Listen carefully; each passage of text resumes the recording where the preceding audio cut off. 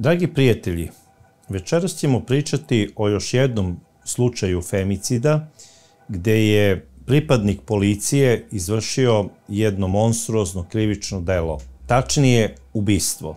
Događaj je iz 2017. godine, ali on ne sme nikada biti zaboravljen. Desio se u selu Gornja Koprivna u okolini Cazina.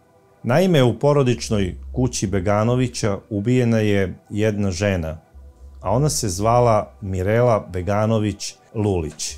Ko je zapravo bila Mirela Beganović Lulić? Mirela je rođena 1980. godine u porodici Beganovića, od oca Selima i majke Džemile.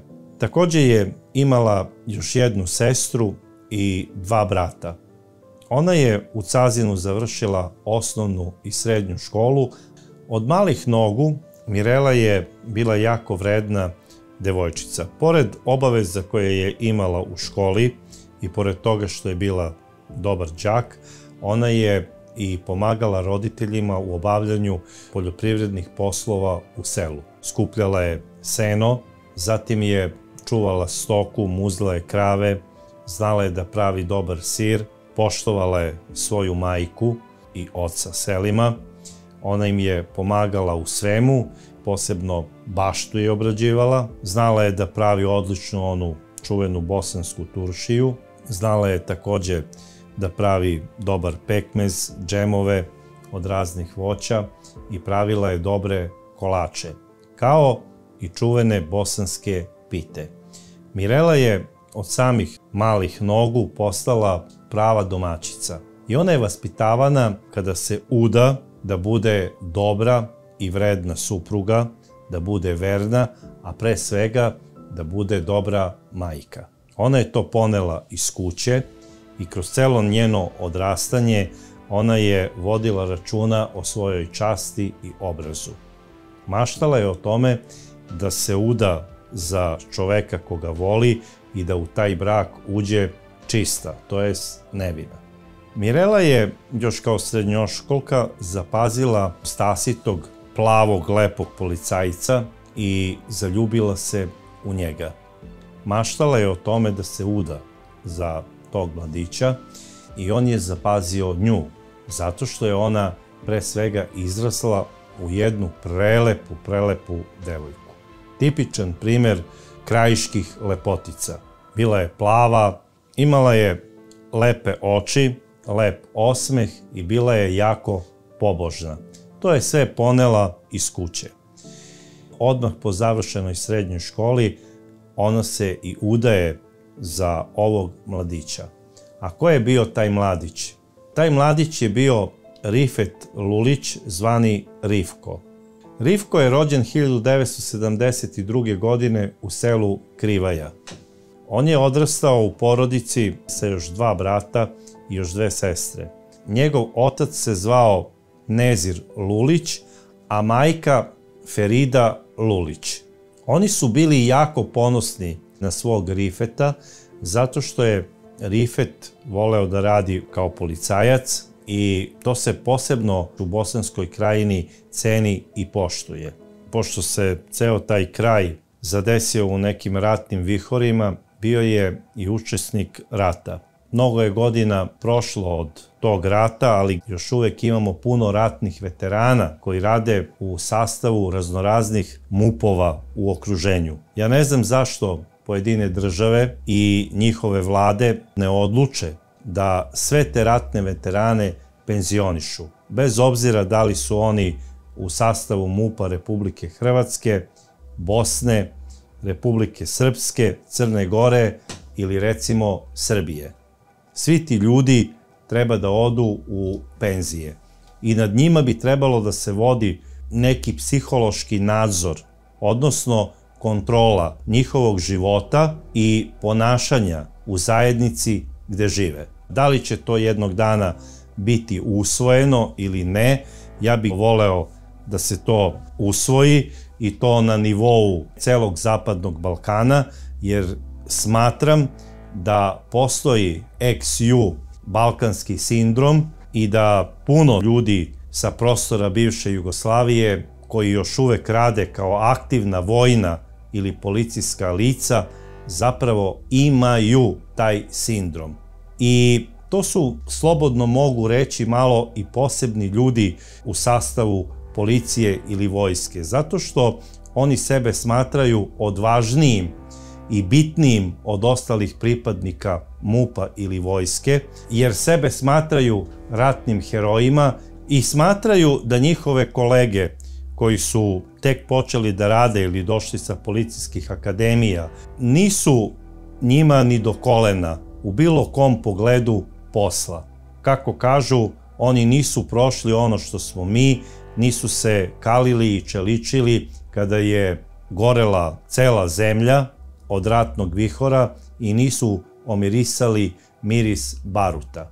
Ti ljudi, ja mogu slobodno reći, da u nekim slučajevima donose vrlo radikalne i opasne odluke kada se rešava neka situacija. Slobodno mogu reći, smatram ih dosta lakim na obaraču i da oni ne da ne bi trebali više da rade u sastavu MUP-a ili vojske bilo koje države koja je bila učesnica rata, oni ne bi trebalo ni da posjeduju vatreno oružje. Jer smatram da je to u cilju i njihove lične bezbednosti i bezbednosti njihovih porodica, a bogami i čitave zajednice.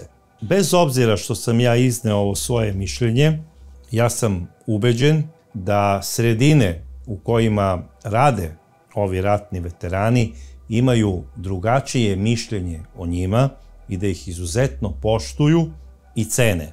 A to je u stvari zabrinjavajuća jedna pojava, jer nam govori o previše radikalizma u određenim regionima.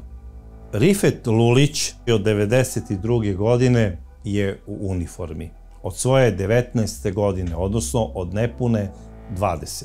Radio je u policijskoj upravi Cazina, po potrebi je išao i na neke terenske aktivnosti, ali sve se svodilo na grad Cazin. I upravo zbog tih učešća u ratnim dejstvima, njegovi komandiri i načelnici prema njemu i prema sličnim radnicima imali su jednu dozu višeg poštovanja u odnosu na one koji nisu bili učesnici rata.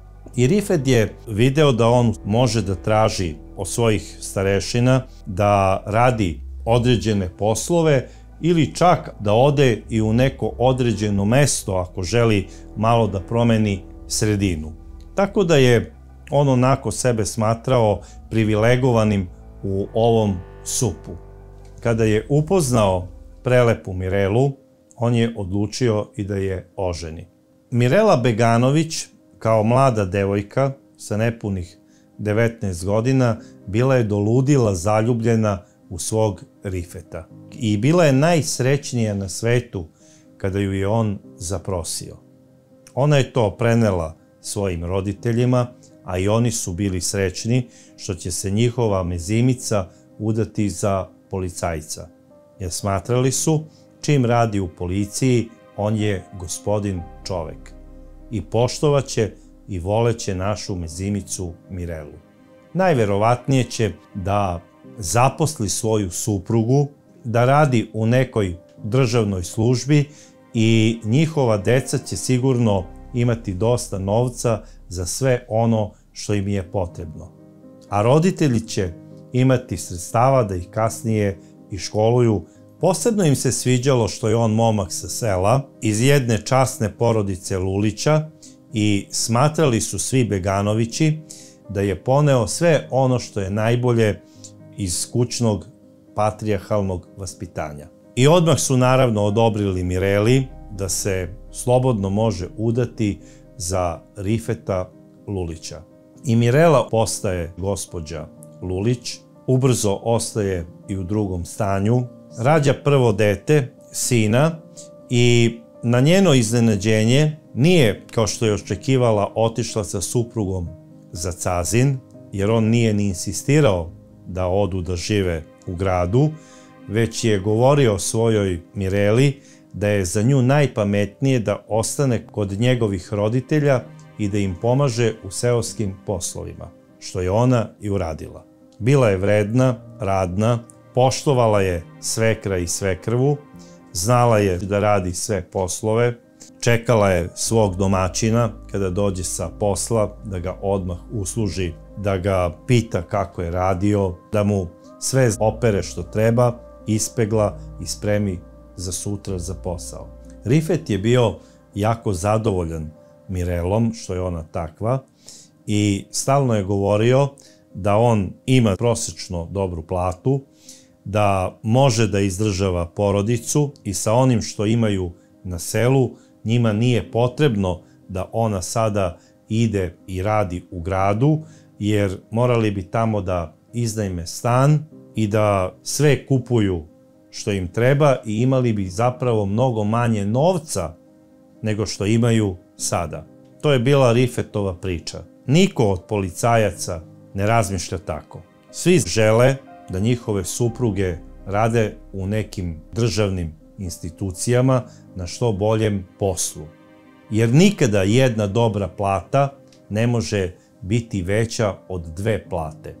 A policajci, ako imaju suprugu koja je mlada, gledaju da je zaposle u nekoj pošti, banci ili recimo u elektrodistribuciji i tako tim sigurnim državnim firmama koje imaju redovne plate. I pored boljih ekonomskih uslova ako rade dvoje u porodici, postoji sada tu i ona stara policijska ne daj Bože, jer policajci rade opasan posao i razmišljaju ne daj Bože ako se desi nešto meni, neka supruga ima sigurni posao i deca će dobiti moju penziju dok se školuju ili dok postanu punoletna, a žena se osjeća sigurnije ako je na poslu.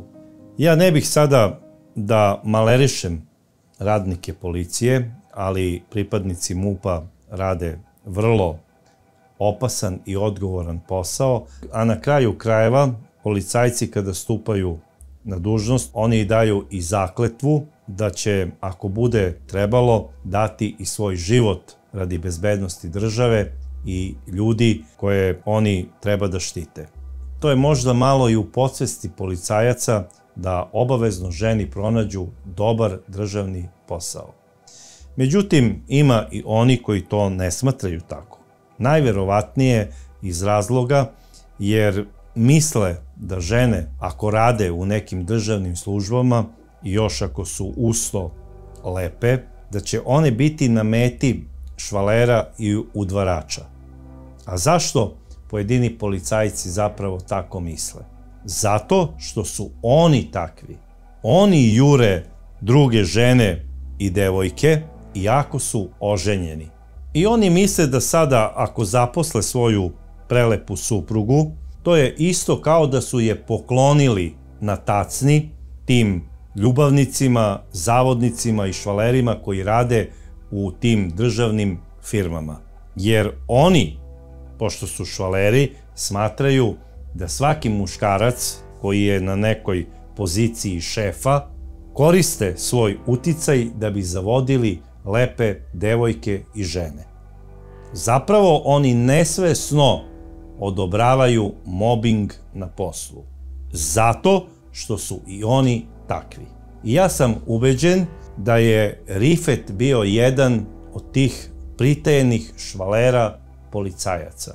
I da je on, pored toga što je bio oženjen prelepom Mirelom, bio zaokupiran jurcanjem za lepim ženama po Cazinu i po raznoraznim tim selima gde je službeno odlazio da radi. Posle 3 godine braka, on sa Mirelom dobija i drugo dete, i to devojčicu. Naravno, bio je srećan, svi su u porodici bili presrećni, ne samo u porodici Lulića, nego i u porodici Beganovića. I sam Rifet je proslavio sa svojim kolegama na poslu rođenje svog drugog deteta, kao što je proslavio i rođenje prvog deteta, i rekao je, eto, moja supruga je na selu, živi zdrav život, ubrzo ćemo imati mi još dece jer računam da imamo najmanje 5.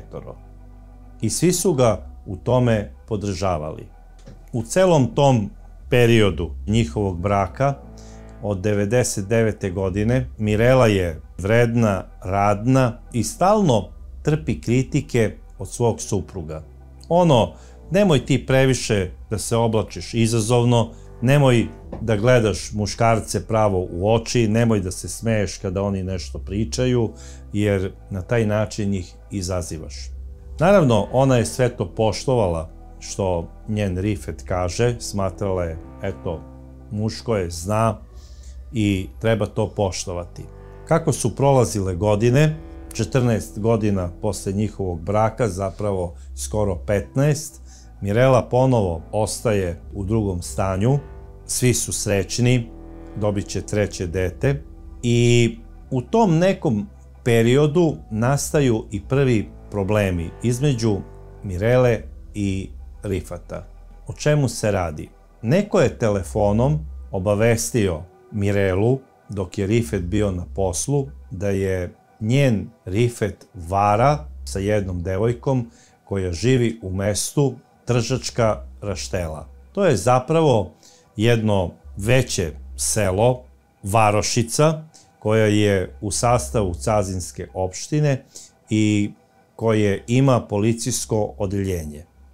I sada je Rifet od svojih starešina tražio da ga tamo pošalju da radi, da nije u Cazinu, nego je rekao lakše mi je da radim u malom mestu i otišao je znači u Tržačku Raštelu da bi radio. Međutim, on je ovu otkomandu za policijsku stanicu u Tržičkoj Rašteli isplanirao jer je iz tog mesta upoznao jednu prelepu devojku sa kojom je stupio u intimne odnose. Pošto ona više nije radila u Cazinu kao konobarica gde je radila, nego se vratila u svoje mesto, on je, da bi bio sa njom, tražio i otkomandu za ovo selo. Mireli neko javlja telefonom za postojanje ove ljubavne veze i ona pita svog Rifeta da li je to tačno, nastaje prva svađa, Rifet nju nikada nije tukao, ali je, da bi se odbranio, prešao u kontranapad i krivicu je prebacivao na Mirelu. Rekao je, Mirela, ovo sve što pričaš zapravo ti meni misliš i najverovatnije planiraš da me sa nekim prevariš. I ona je rekla, Bože, Rifete, šta ti pada na pamet, pa ja sam u drugom stanju, čekamo bebu. Dok me ti tamo varaš sa nekom ženom i zapravo šta ti u stvari radiš u toj Tržačkoj Rašteli. I on je rekao, tamo su me odredili i ja moram tamo da radim da bi zaradio hleb za decu i tebe. I ona je rekla, dobro, ako ti smatraš da je to tako, ja želim posle ovog porođaja da ti meni pronađeš posao. Ja sam još uvek mlada, imam 35 godina i želim da počnem da radim. Zapravo u tom trenutku Mirela ima 34 godine. I stavila mu je do znanja da hoće da joj Rifet pronađe posao. Tu je nastao pravi haos. Rifet je sve mogao da prihvati, ali nikako to da njegova supruga počne da radi neki posao u gradu. I sada svakog dana on dolazi s posla i počinje nju psihički da maltretira. Da joj priča kako je ona sklona te ovome, te onome. Te da previše nosi slobodne majice, te da previše se oblači mladalački i da ona zapravo odudara od izgleda prave bosanske poštene i časne žene. Šta je on sada pod time mislio i podrazumevao, to samo on zna. Međutim, Mirela je sve nervoznija i nervoznija. Naravno, došao je na svet i njihov drugi sin. Svi su bili opet srećni. Mirela se nadala da će sada početi jedan sasvim novi period u njihovoj bračnoj zajednici, da će se Rifet ponovo posvetiti deci i njoj, međutim ona je duboko osjećala da je on i dalje vara. I ceo problem zapravo u braku nastaje jer je Mirela bila ubeđena, zapravo znala je da njen Rifet ima ljubavnicu u Tržačkoj rašteli. I o tome su čak pričale i neke njene prijateljice. I rekli su da, to smo i mi čuli, pričaju neki policajci dole iz Cazina, da on ima tamo neku prelepu devojku i da ponekad čak i prespava kod nje. Naravno, on je Mireli uvek govorio, dobro, ti stvarno si sada totalno upala u neku paranoju, to nije istina, ti moraš da razumeš da mi koji radimo u policiji imamo česta noćna dežurstva i ja tamo ne spavam ni kod kakve žene, nego radim svoj posao. Međutim, Mirela je bila ubeđena i znala je iz dubine svoje duše da je njen Rifet i dalje vara. I njihov brak više nije bio idealan, postala je to jedna turbulentna bračna zajednica koja je svakim danom bila ispunjena svađom. Jer Mirela je mogla sve da oprosti svom Rifetu, ali prevaru ne. Čak je počela da se žali svojim sestrama, a i prijateljicama, da je iz dana u dan sve nervoznija, da se plaši da će dobiti šećer ili neku drugu bolest zbog nerviranja, da je sve više boli glava i da ona mora ići doktoru. Na kraju je i počela da posećuje doktorku, koja joj je davala savete da se ne nervira, da pije neka sredstva za smirenje, da češće ide kod svojih roditelja kako bi se tamo odmorila od tih nekih svojih misli, jer povratak na mesto gde vam je nekada bilo lepo zna da utiče na organizam u pozitivnom smislu i da čoveka smiri u određenim situacijama. I Mirela se jako lepo osjećala kada ode kod svojih roditelja, međutim i otac Selim, a i majka Džemila su primetili da nešto nije u redu sa njihovim detetom, ali Selim nije mogao ni da pretpostavi da ona ima nekih bračnih problema. Naravno, majka Džemila bi je pitala, sine, o čemu se radi. Mirela bi rekla, mama, nervozna sam zbog Rifeta, mislim da me on vara i moram češće da dolazim ovde kod vas zato što mi je ovde lepo. Ovde se barem naspavam. I majka je rekla, dobro, ti imaš svoju sobu, devojačku, sve je to gore kako si ostavila, možeš uvek doći i ti, a i naravno možeš doći sa decom i da budete ovde koliko vi to želite. I sada vreme nekako prolazi i 2016. godine u maju mesecu Mireli umire i svekar. Zapravo Rifetov otac Nezir, kada je Nezir umro, koji je bio jako strog čovek i nekako je koliko toliko pod kontrolom držao Rifeta. I Rifet ne da ga se bojao u smislu da će ga Nezir pretući, nego je poštovao svoga babu i njegova je bila uvek poslednja. A Nezir je uvek govorio, moraš po svaku cenu zadržati brak i moraš zadržati Mirelu. Jer Mirela je predobra, prepoštena i pre svega radna i vredna. Takvu ženu nećeš nikada naći. Mirela je zapravo imala podršku od svog svekra i nekako se osjećala sigurnijom kada je on tu.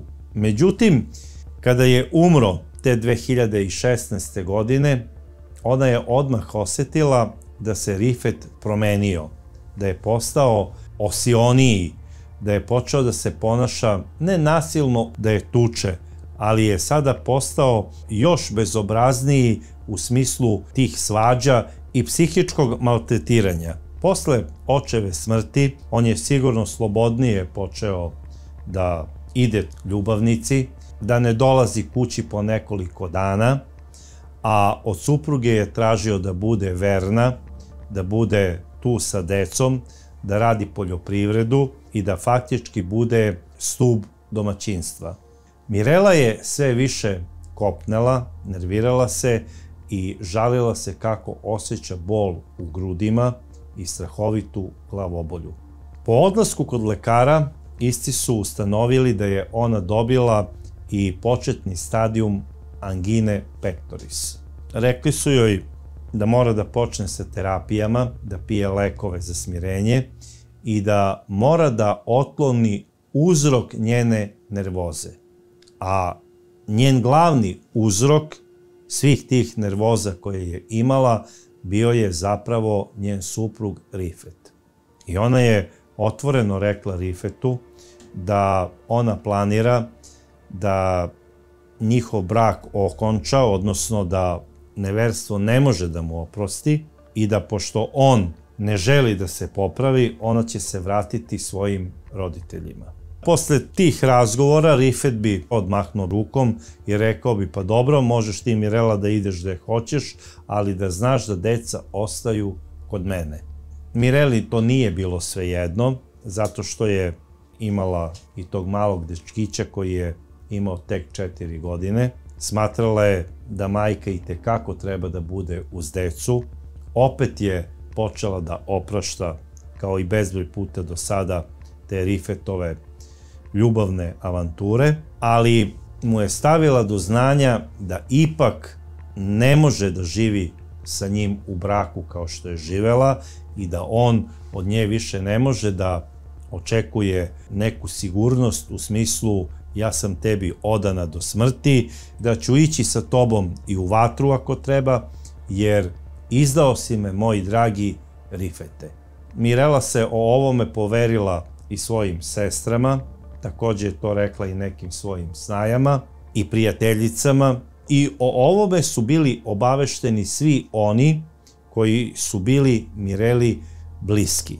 I te 2017. godine u junu mesecu Mirela dolazi sve češće i češće kući, a sredinom juna meseca te 2017. godine ona je obavestila svoje roditelje da ona više ne želi da se vraća svom suprugu u selo Krivaja i da ostaje sa roditeljima u svom rodnom domu. Majka je bila potresena tom pričom, rekla je sine, ostani ovde koliko smatraš da treba da budeš, ja ću da te lečim, ali isto tako moraš i da se vratiš svojoj deci i svom suprugu, jer tvoje je mesto pored dece i pored supruga.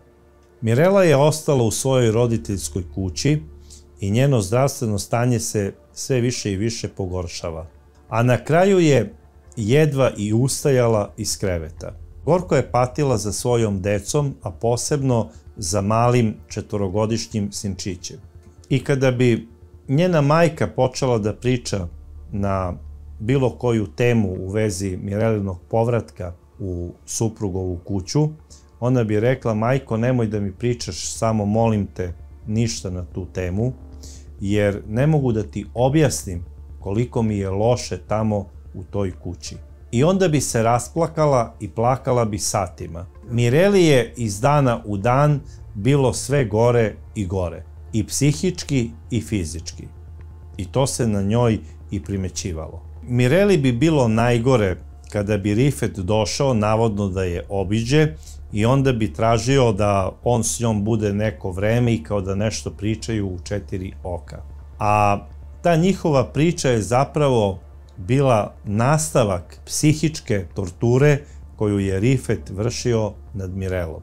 Sama njegova pojava bi nju strašno iznervirala, a kamoli početak neke teme u smislu moraš da se vratiš kući jer velika je sramota što si otišla.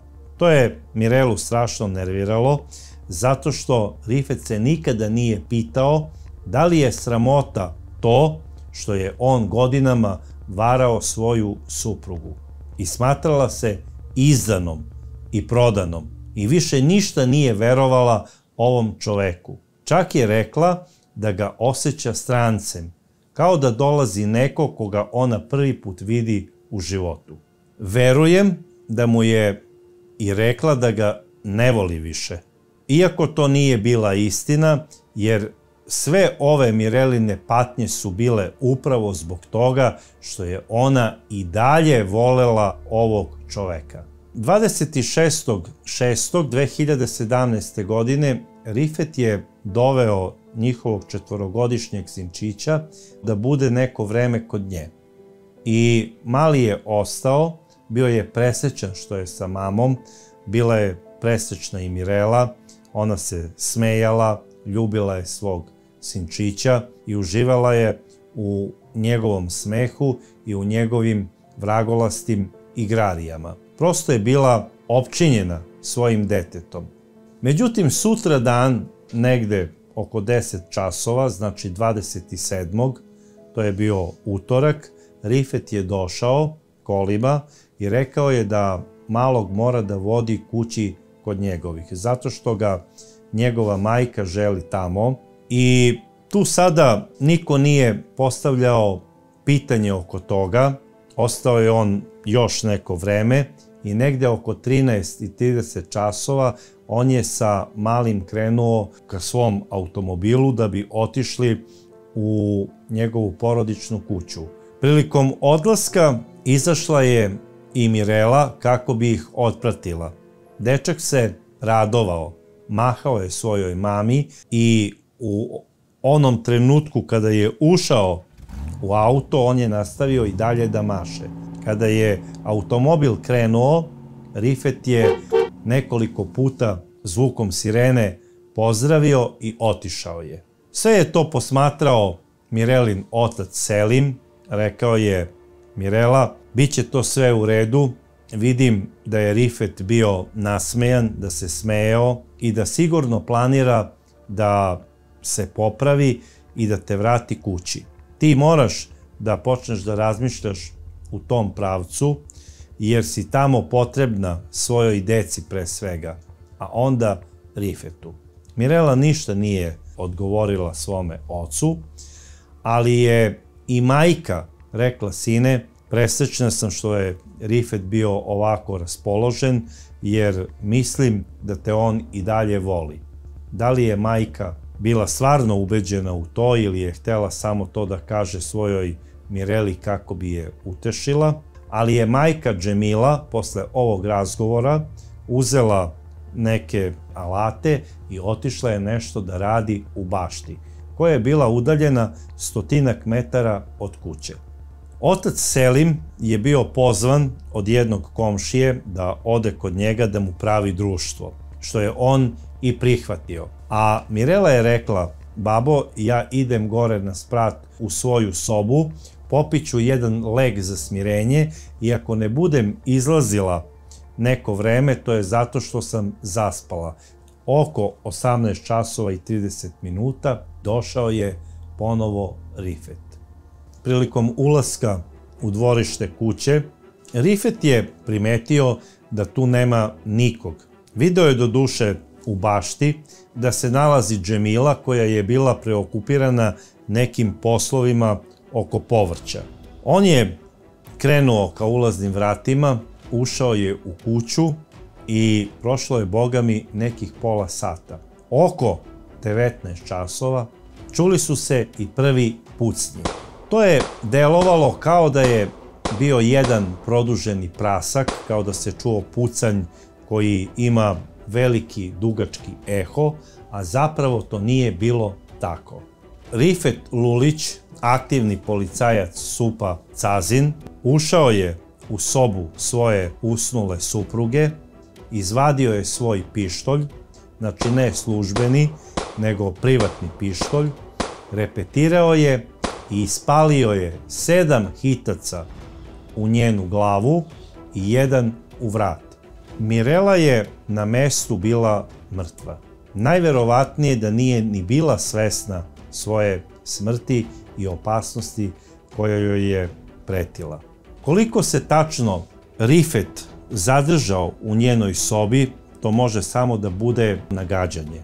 Ali to je nekih 20 minuta, a možda i celih 30 minuta. Najverovatnije je on sedeo pored kreveta usnule supruge i posmatrao je kako ona spava.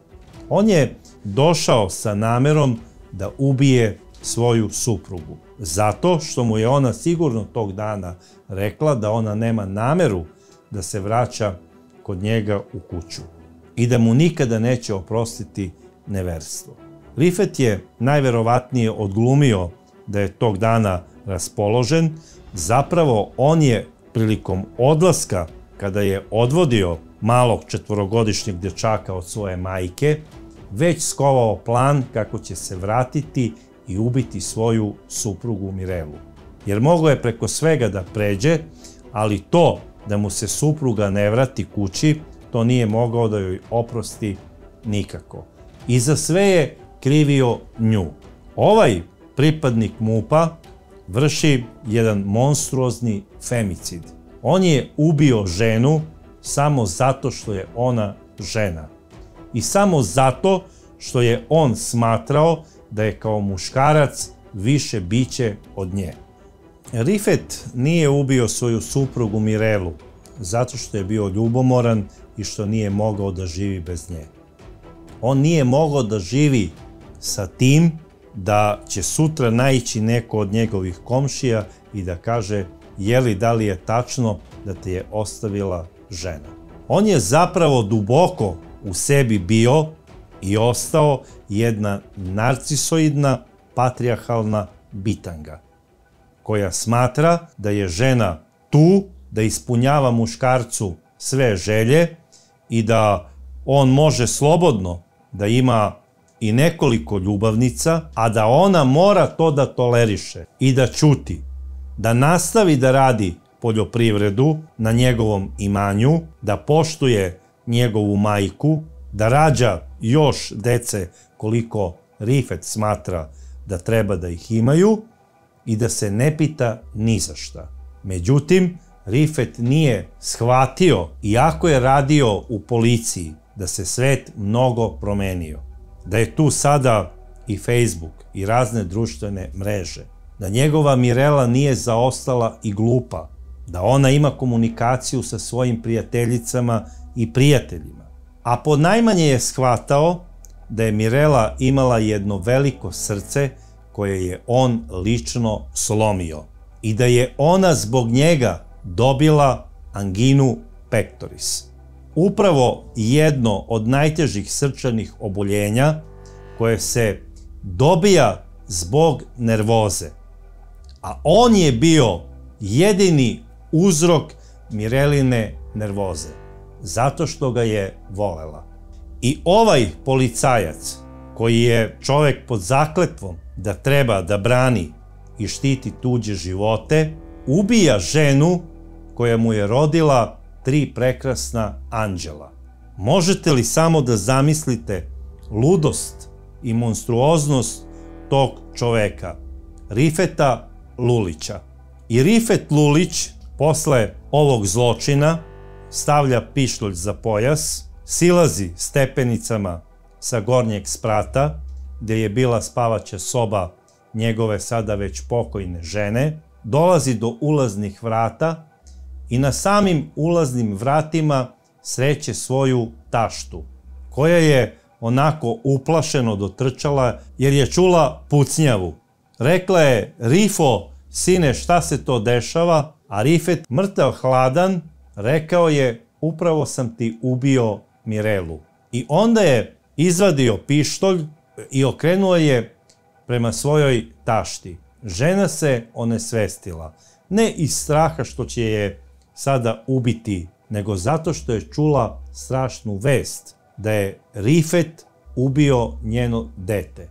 Kada je pala nesrećna Džemila u nesvest, Rifet je izašao iz dvorišta do svog automobila, upalio ga je i krenuo je putem Cazina. I dok je vozio ka Cazinu, negde na pola puta između Cazina i sela Gornja Koprivna, sreo je policijski automobil koji je pod rotacijom išao u punoj brzini, zapravo jurio je ka Gornjoj Koprivni, jer je neko od komšija javio policijskoj stanici u Cazinu da se čuje pucnjava u porodičnoj kući Beganovića.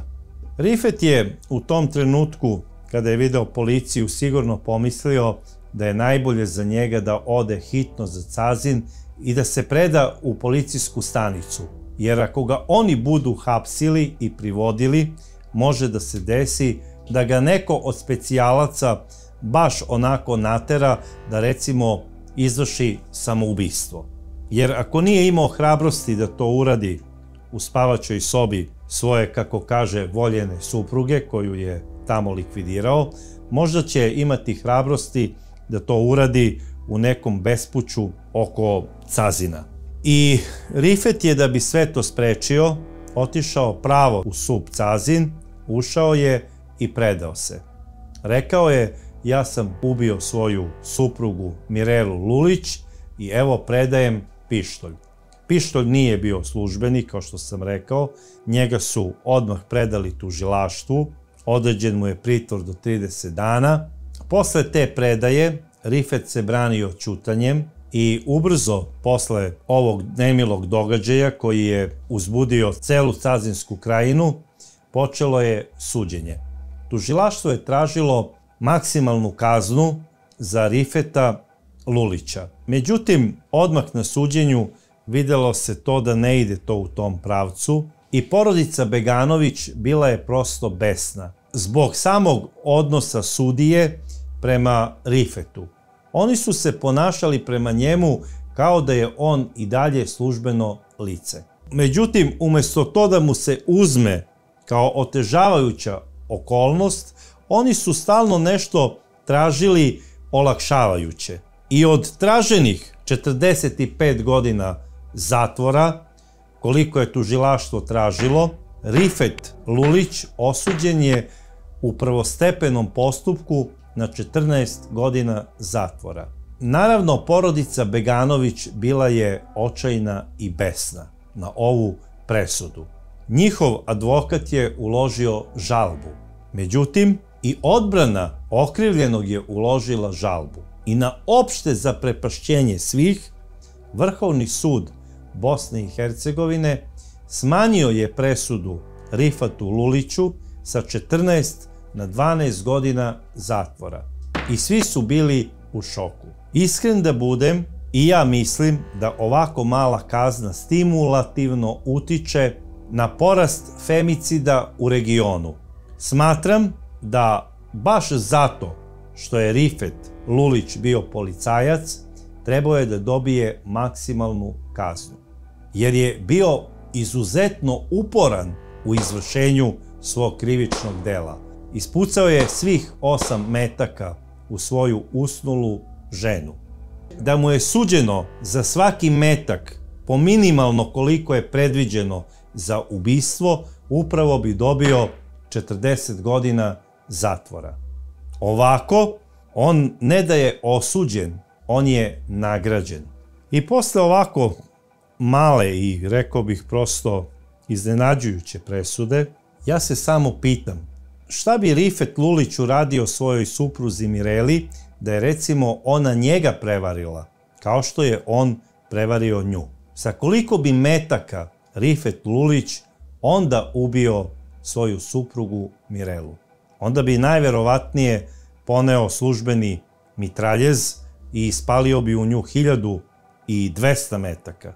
A možda bi posle svega toga dobio i oslobađajuću kaznu, jer za Boga prevarila ga je žena. Možda bi sud uzeo to ne kao olakšavajuću, nego kao oslobađajuću okolnost. Ja stvarno ne razumem njegovo razmišljanje.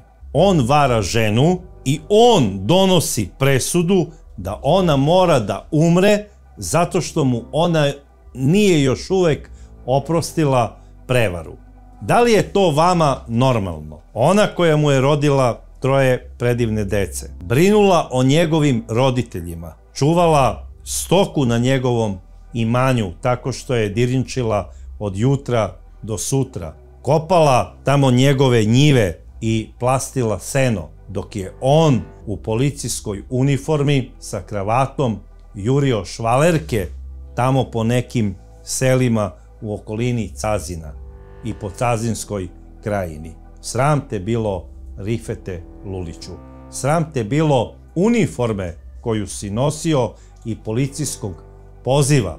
Svaki pošteni policajac se sigurno sada stidi tvoje sramote i tvog zlodela, jer si bio njegov kolega.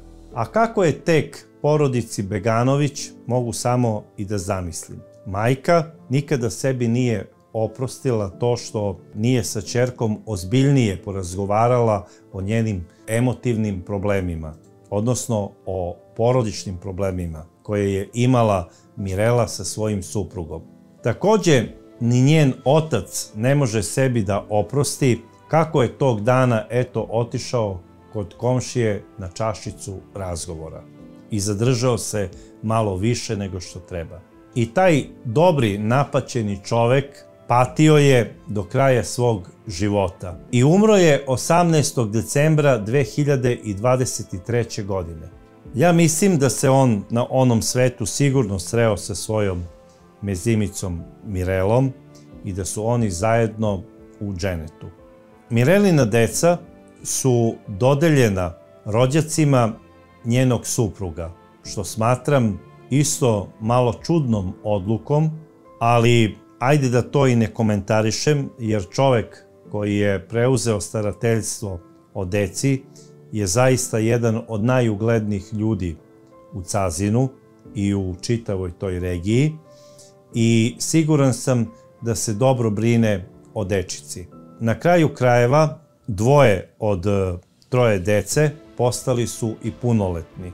Oni svakog dana mogu da idu i da obilaze rođake svoje majke, a takođe, ako žele, i da posećuju grob svoje majke i grob svoga dede.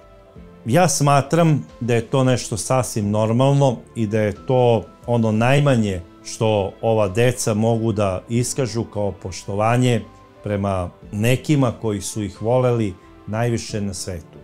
A ako je neko voleo svoju decu najviše na svetu, to je bila Mirela Beganović.